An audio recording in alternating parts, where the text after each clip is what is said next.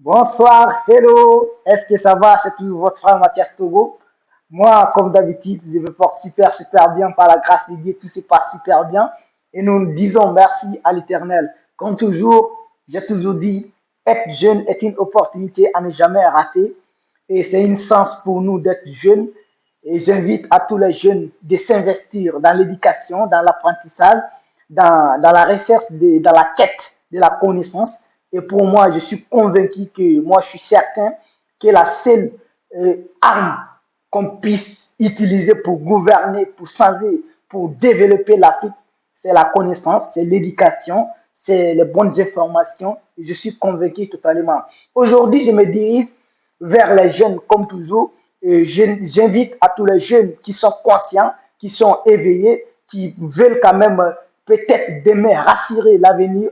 Et je dis, vous êtes les bienvenus sur ma chaîne. Et comme toujours, vous connaissez, je suis Mathias Togo, je suis conseiller, un guide, un motivateur. Et je suis très ravi aussi de partager mon avis aujourd'hui, ce soir. Et comme toujours, suivez vos rêves, ils connaissent les chemins, comme disait Karamo.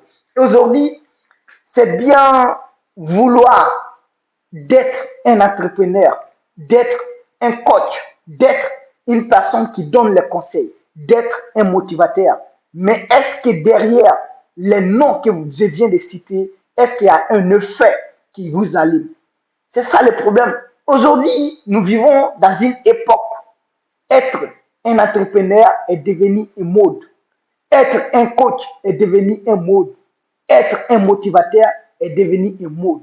Mais est-ce que ces hommes, est-ce que ce qu'ils disent, ce qu'ils disent les entrepreneurs modernes, ce qu'ils disent les leaders modernes réellement, sont réellement les leaders? C'est pas parce que tu possèdes les biens ou tu possèdes une classe sociale élevée que tu es un entrepreneur qui a réussi. Chaque personne a sa définition de la réussite, comme chaque personne a sa définition du bonheur. Et si la personne qui a fait des magouilles, qui a menti, qui a hérité, qui a fait des choses bizarres, qui a réussi dans sa vie, n'est pas un bon exemple pour le développement de ce continent. Le développement de ce continent passera par sa ressource humaine, par la qualité de sa jeunesse, par son éducation révolutionnaire, par son bienfait de sa jeunesse. Nous ne pouvons pas parler du développement de l'Afrique sans parler de sa humanité.